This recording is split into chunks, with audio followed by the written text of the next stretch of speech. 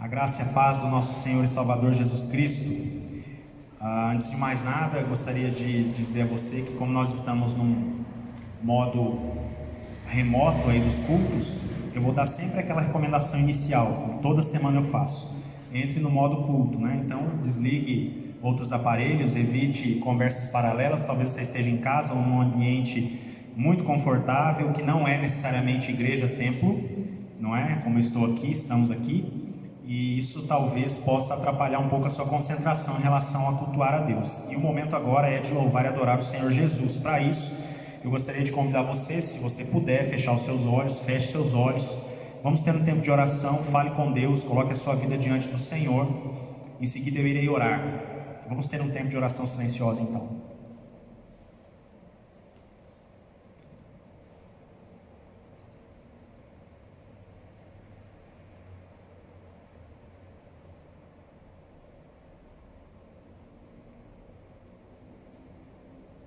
Te agradecemos, Senhor, pelo privilégio que é poder te louvar e te adorar. Obrigado porque, apesar das distâncias e das dificuldades, temos possibilidades de, como Igreja do Senhor Jesus, espalhada pela cidade, pelo estado, pelo país e fora dele, adorar o Senhor como comunidade, unidos em Cristo e no poder do Espírito. Que o Senhor aceite este culto oferecido a Ti, que o Senhor perdoe os nossos pecados e purifique as nossas vidas, a começar em mim, Senhor, em nome de Jesus. Amém. Quero convidar você para a leitura da Palavra de Deus na carta do apóstolo Paulo aos Efésios. A igreja de Éfeso recebe uma carta do apóstolo Paulo, carta aos Efésios. Primeiro capítulo nós leremos a partir do verso de número 3. Então, carta de Paulo aos Efésios, capítulo 1, a partir do verso de número 3, fala sobre bênçãos espirituais em Cristo Jesus. Vou dar um tempinho para você abrir a sua Bíblia e nós leremos capítulo 1 de Efésios, do 3 até o verso de número 14. Carta de Paulo aos Efésios, capítulo 1, do 3 ao 14. Está escrito assim: Bendito seja o Deus e Pai de nosso Senhor Jesus Cristo, que nos abençoou com todas as bênçãos espirituais nas regiões celestiais em Cristo. Porque Deus nos escolheu nele antes da criação do mundo para sermos santos e irrepreensíveis em sua presença. Em amor nos predestinou para sermos adotados como filhos por meio de Jesus Cristo, conforme o bom propósito da sua vontade, para o louvor da sua gloriosa graça, a qual nos deu gratuitamente no amado.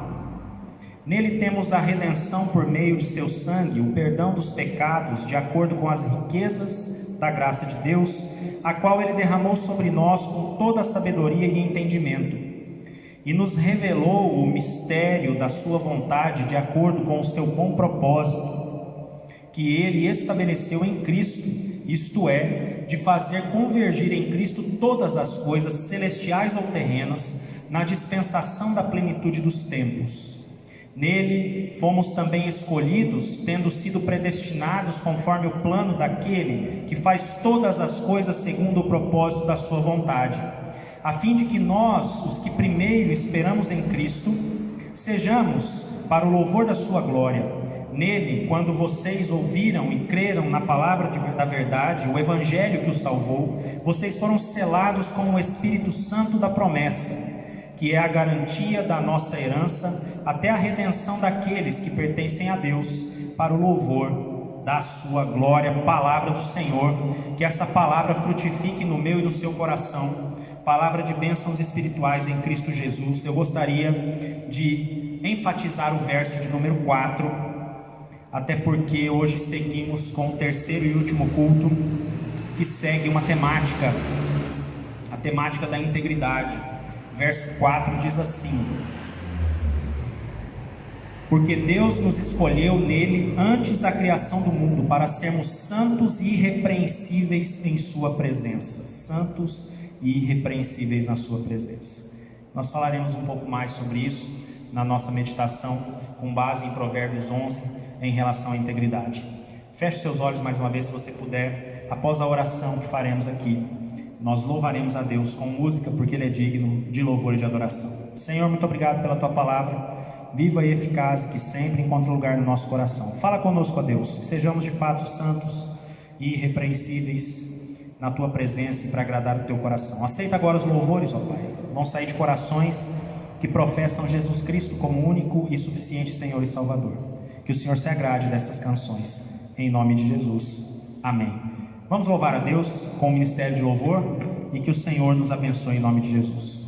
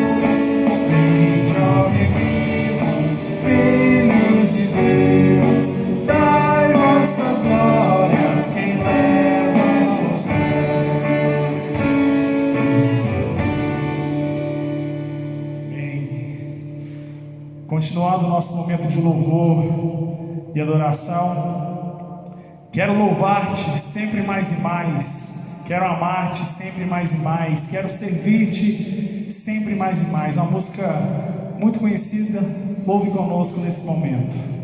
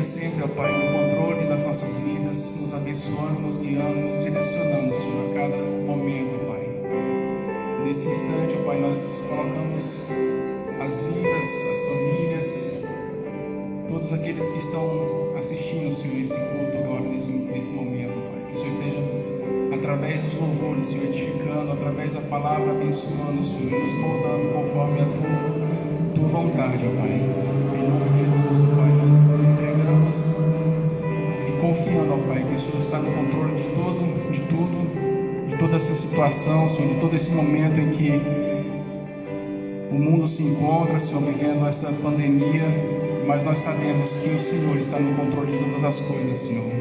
A Tua palavra não mudou e o Senhor continua fiel à Tua palavra. Em nome de Jesus é que nós oramos e exaltamos e glorificamos o Teu santo nome, Pai. Em nome de Jesus, amém, Senhor. Amém.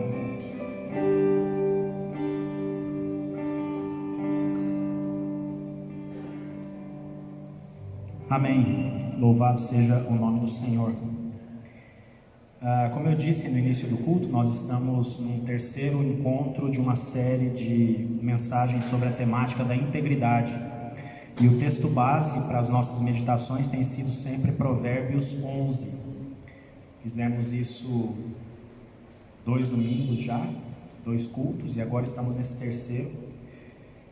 E fecharemos hoje essa série de mensagens sobre a temática da integridade. Então, Provérbios 11, hoje a nossa meditação se concentra entre o verso 21 e o verso 31, já o final, né, de Provérbios 11.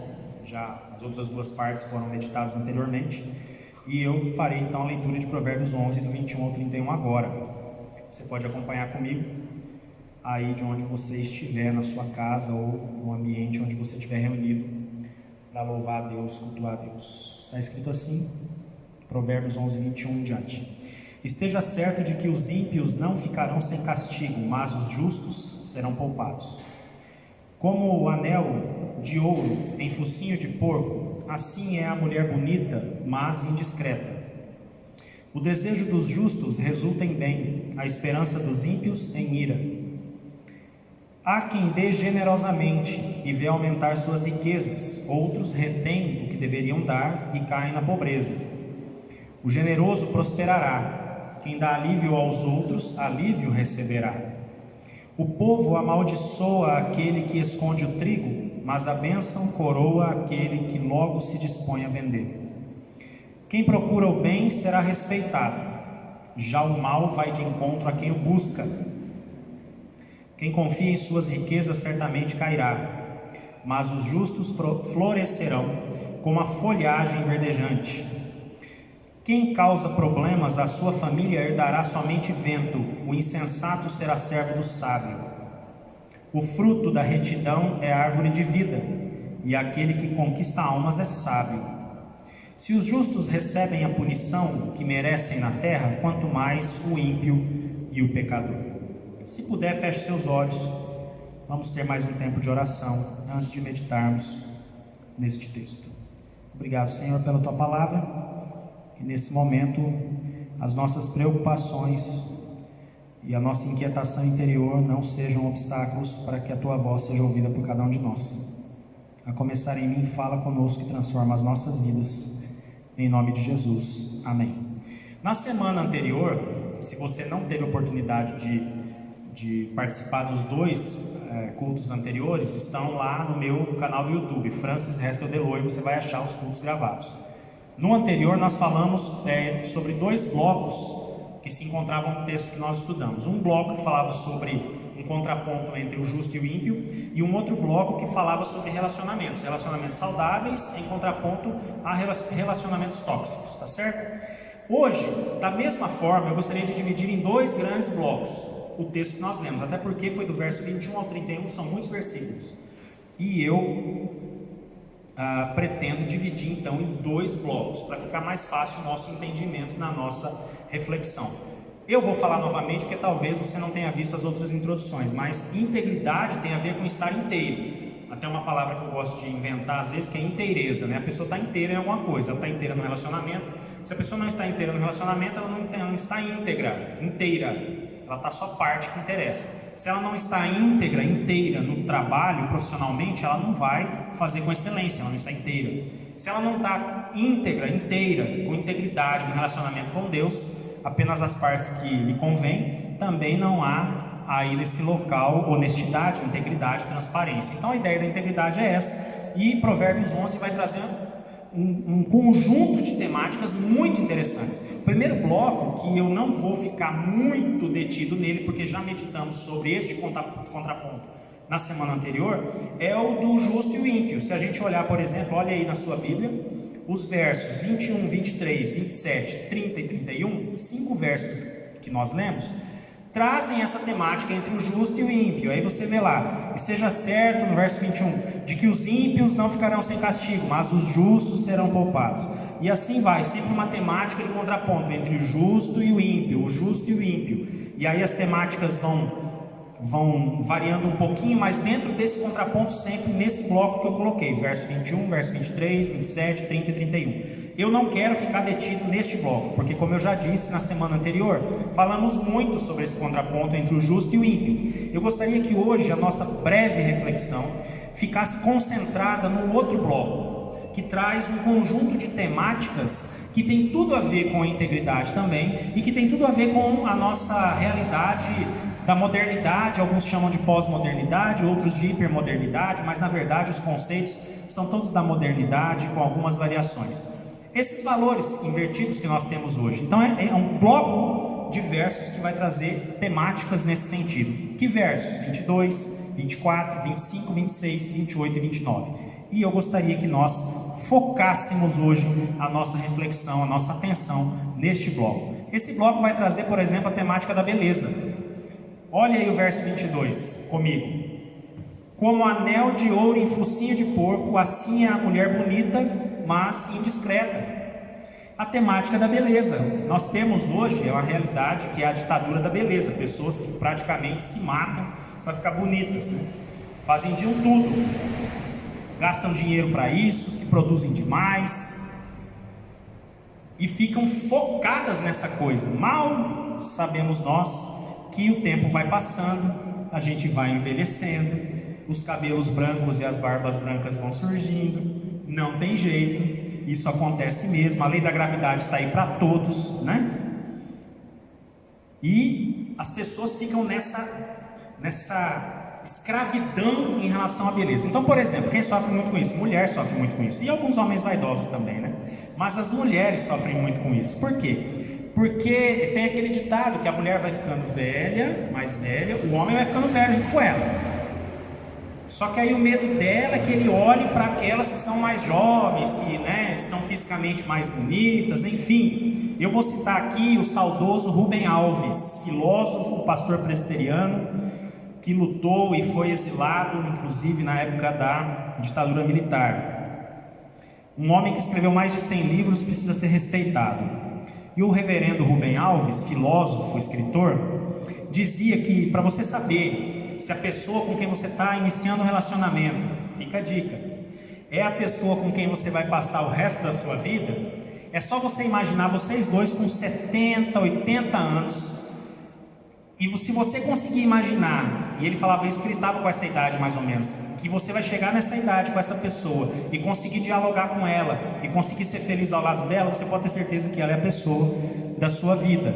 Porque conforme o tempo vai passando, a questão física e a beleza vai perdendo sentido, porque o que fica é o que está no interior das pessoas.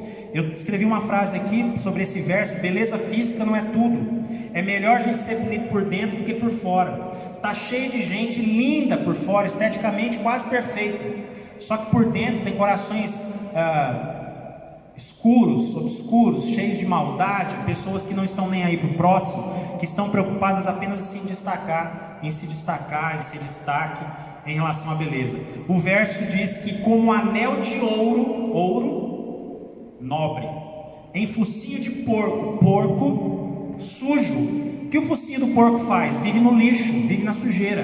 Então, da mesma forma que um focinho de porco no lixo e na sujeira, é um anel de ouro nele quando a mulher é bonita, mas é indiscreta, ou seja, ela tem exterior e o interior é horrível, não é? Então, a beleza, e aqui é interessante que ele aborda a questão da mulher, né? Mas esse texto foi escrito milhares de anos atrás, e naquela época as mulheres não eram contadas, os homens eram contados. Então, veio aqui falar da mulher que se preocupa com isso, mas hoje eu quero dizer que essa preocupação também tem a ver com os homens.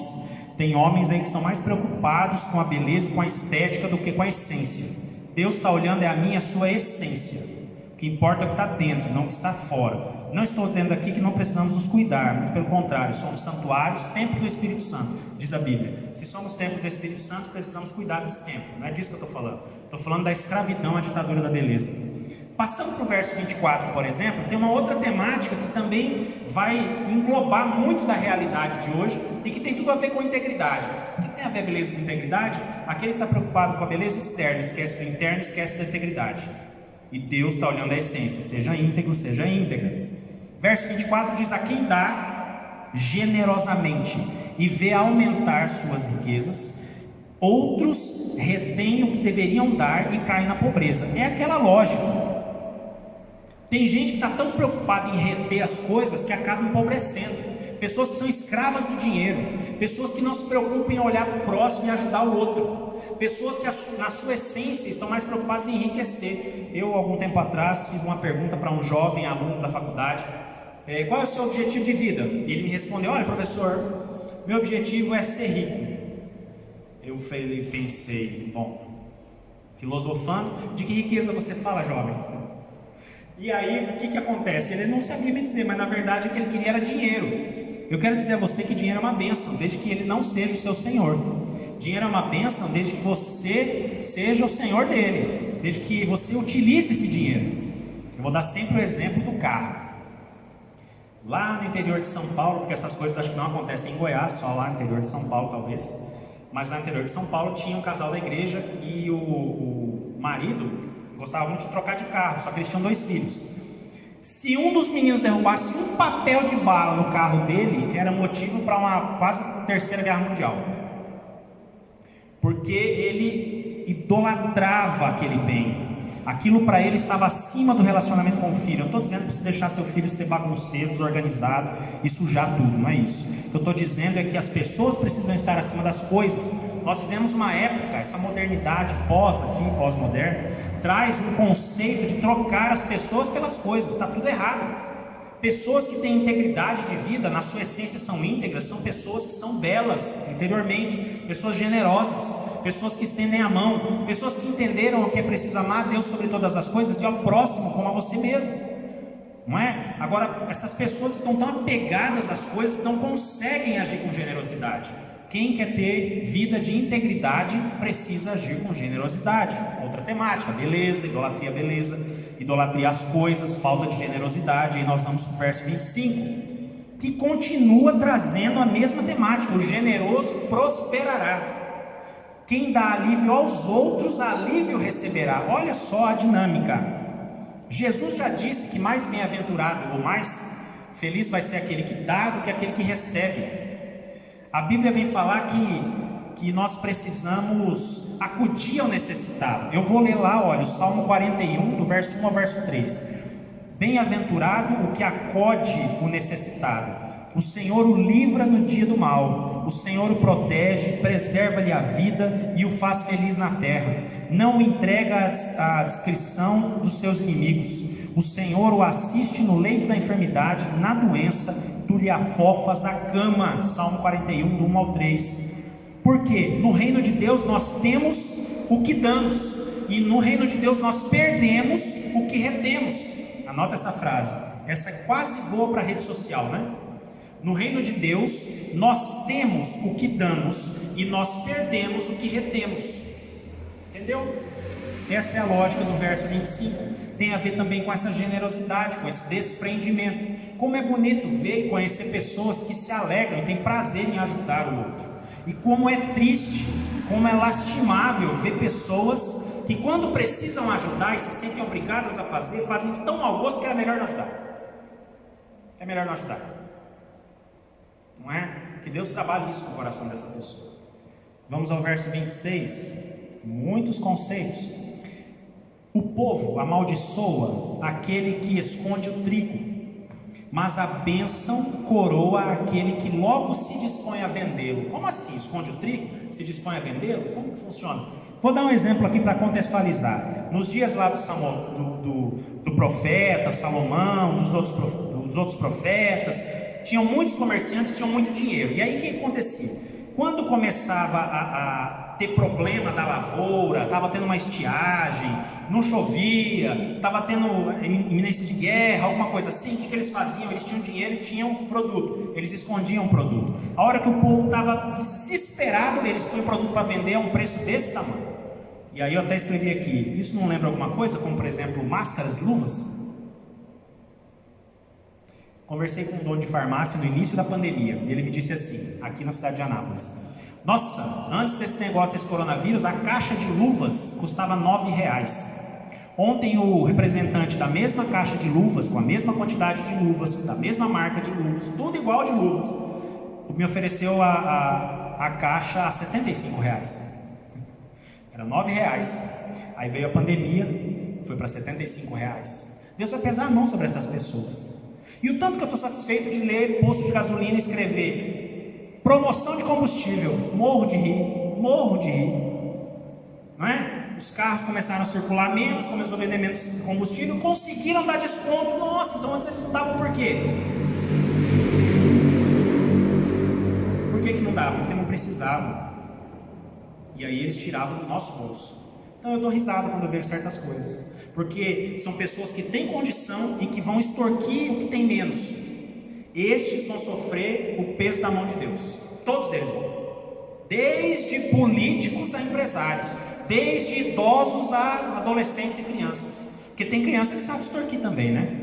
Não sei se você tem criança pequena em casa, mas eles são espertinhos, são danadinhos.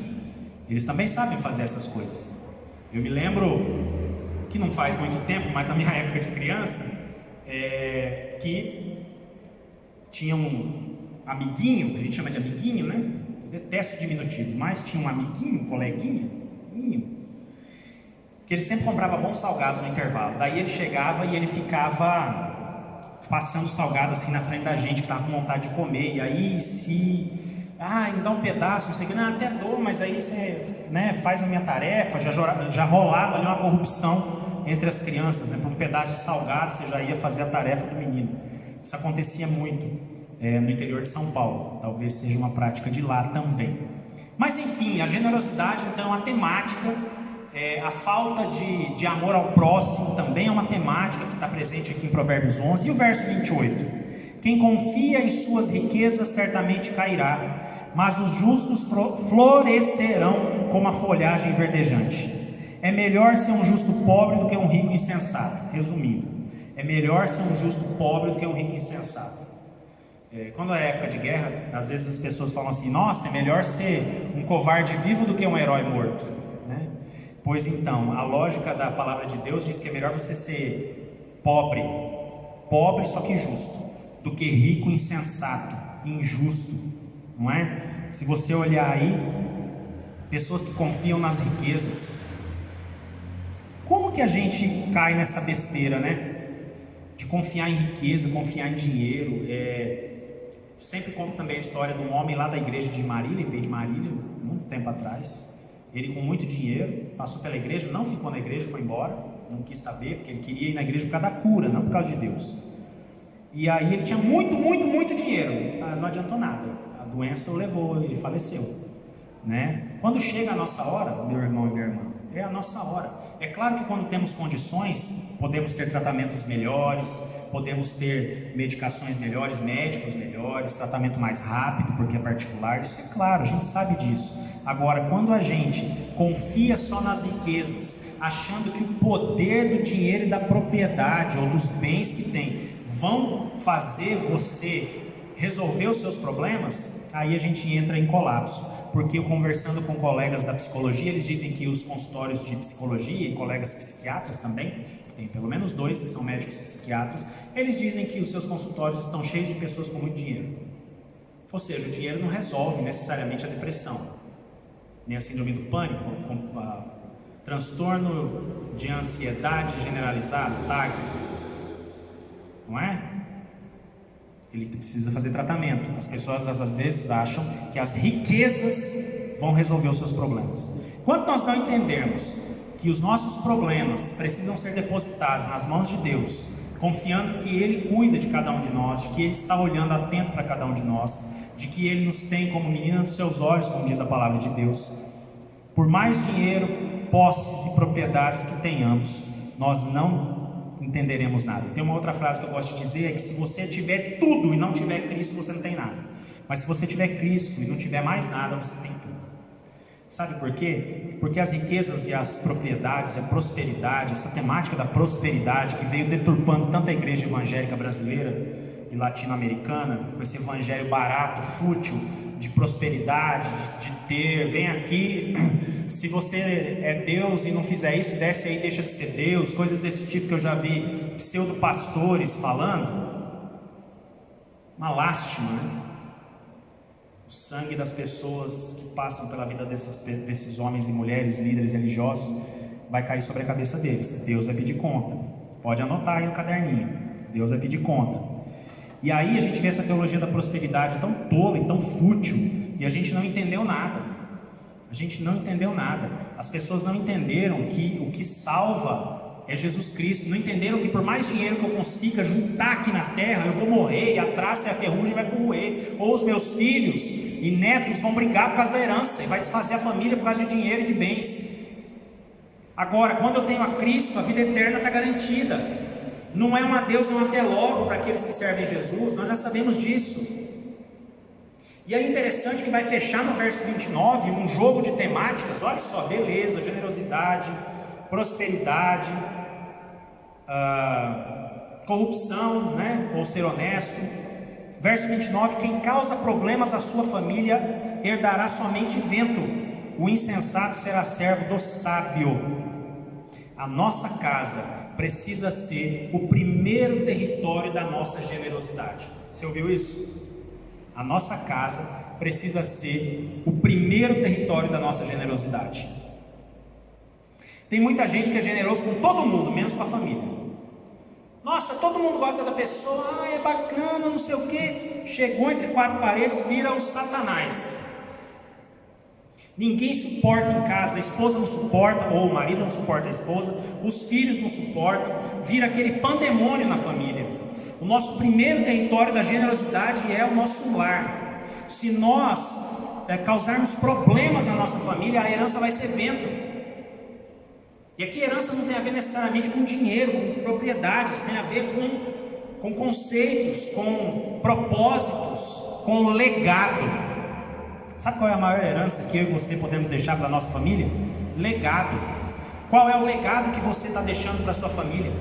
Quando você for chamado por Deus para ir aos céus, falecer, qual é o legado que você vai ter deixado? Os seus filhos e netos vão olhar e dizer, olha, eu aprendi com meu avô, minha avó, meu pai, minha mãe, isso é um legado dele. A vida dele era exemplar nisso, dela era exemplar naquilo. Qual é o legado? A nossa família é o primeiro território da nossa generosidade. Tendo dito isso, e partindo para fechar a nossa reflexão de 3 semanas sobre integridade, a temática da justiça e injustiça, o justo e o ímpio, está presente muito em Provérbios 11. E esses temas que eu trouxe hoje, a semana passada sobre relacionamentos tóxicos e relacionamentos saudáveis, também foi muito interessante. Algumas pessoas me procuraram durante a semana, depois daquele nosso culto, para falar que estavam preocupadas porque perceberam que viviam relacionamentos tóxicos. Falei, ótimo, a gente só consegue curar e tratar alguma coisa quando a gente entende que precisa de tratamento e de cura, né? Enquanto a gente não entender isso, não assumir isso, a gente não consegue resolver nada. E aí hoje, falando dessas temáticas também, só quero dizer a você o seguinte: tem N temas, tem diversos textos, tem muita conceituação que poderia entrar na questão da integridade. E eu quero fechar e resumir a ideia da integridade com o seguinte: ser íntegro. Ser íntegro, no nível que for, íntegro no relacionamento com Deus, íntegro no relacionamento com as pessoas, íntegro no relacionamento familiar, núcleo familiar, o seu primeiro território da generosidade. Ser íntegro no trabalho inteiro significa não fazer joguinho, significa ser verdadeiro, significa não trapacear. Resumir, integridade é não trapacear. Não trapacear no relacionamento com Deus, não trapacear no relacionamento com o esposo, com a esposa, com o filho, com a filha, com os pais, não usar de trapaça no trabalho, sabe, aquela coisa de querer levar vantagem, ganhar, o tal do jeitinho brasileiro infernal que nós temos. Trapacear, ser íntegro, um homem e uma mulher que age com integridade é alguém que não é trapaceiro. Não seja trapaceiro na sua vida com Deus, na sua vida com as pessoas, no seu trabalho, na sua família, onde quer que você esteja. Não seja trapaceiro, seja íntegro. Assim nós agradaremos o coração do nosso Deus e Pai de nosso Senhor Jesus Cristo. Amém, meus irmãos e minhas irmãs. Espero que a temática da integridade tenha colocado muitas pulgas atrás da sua orelha, como coloca na minha, porque é uma temática muito difícil e nós precisamos cumpri-la com excelência, porque o nosso objetivo é agradar Jesus Cristo, nosso Senhor e Salvador. Eu queria fazer uma oração encerrando esse momento da meditação na palavra. Depois eu vou dar alguns avisos e aí a gente encerra o nosso culto de hoje. Se puder fechar os seus olhos, faça isso. Senhor, muito obrigado pela tua palavra viva e eficaz, que de fato a integridade faça parte da nossa vida, que não sejamos trapaceiros, que sejamos íntegros, inteiros em todos os cenários possíveis. Inteiros contigo no nosso relacionamento com Deus, inteiros no nosso relacionamento com cônjuge, inteiros no nosso relacionamento com filhos e pais, inteiros nos nossos relacionamentos profissionais, na escola, na faculdade, onde estivermos, que sejamos íntegros para a honra e glória do teu nome. Em nome de Jesus. Amém e amém. Avisos de sempre. Segunda a sexta-feira pela manhã tem uma devocional de 2 a 3 minutos. Se você não está no grupo do WhatsApp, nos grupos de WhatsApp da igreja, se inscreva lá no meu canal do YouTube que você vai ser alertado no vídeo que chega. Francis Restel Deloio. Francis com Y, Restel com 2 S, esse nome esquisito mesmo. Se o presbítero Isaac conseguir colocar na tela ele certo, vai facilitar para achar o meu canal no YouTube. Então eu acho que ele vai fazer isso, porque ele sorriu ali atrás da câmera agora. Mas enfim, e aí você vai receber essa notificação. Toda quinta-feira tem estudo bíblico. Esta semana encerramos as disciplinas espirituais de abstenção e de engajamento com a disciplina espiritual de engajamento serviço, servir o próximo, servir a Deus. Na semana que vem iniciaremos uma nova série de estudos na quinta-feira. Estudos que dão em média de 12 a 20 minutos, depende da semana, não são vídeos longos. E no domingo pela manhã temos estudo bíblico, estamos estudando panorama, livro a livro da Bíblia, começamos em Gênesis, no último domingo estudamos a carta de Paulo ao jovem pastor Tito, e seguiremos assim na sequência da ordem bíblica.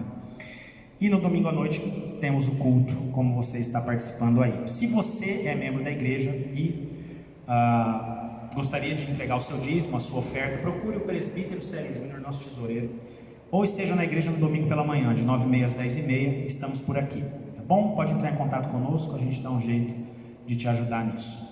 Feche seus olhos se você puder, lembrando que o próximo culto é culto de Santa Ceia. Prepare o pão e o cálice e vamos celebrar juntos no próximo culto, tá bem? Feche seus olhos se você puder, nós vamos orar encerrando esse culto. Senhor, obrigado pela tua palavra viva, eficaz, obrigado pelas canções, pelas orações, especialmente obrigado pela tua presença. Que o Senhor tenha se agradado deste culto, porque cultuamos ao Senhor Jesus. Abençoe, ó Deus, cada família reunida agora nas suas casas, onde estiverem assistindo esse culto. Que a bênção de Deus seja sobre cada um, em nome de Jesus. Coloque a tua mão de cura, o bálsamo de cura sobre os enfermos, ó Pai, em nome de Jesus. Aqueles que estão muito preocupados ou apreensivos, com o emocional muito abalado por conta do nosso momento de pandemia e da Covid-19, que o Senhor coloque no coração e na mente a paz que excede todo o entendimento humano, a paz que só o Senhor pode dar. Que o Senhor continue nos abençoando, que sejamos homens e mulheres que andam com integridade, em nome de Jesus. E que a graça de nosso Senhor e Salvador Jesus Cristo, o amor de Deus nosso Pai e as eternas consolações do Espírito Santo estejam sobre nós e sobre todo o povo de Deus espalhado pela face da terra, hoje e para todo sempre. Amém e amém. Que Deus te abençoe numa semana cheia da presença de Jesus.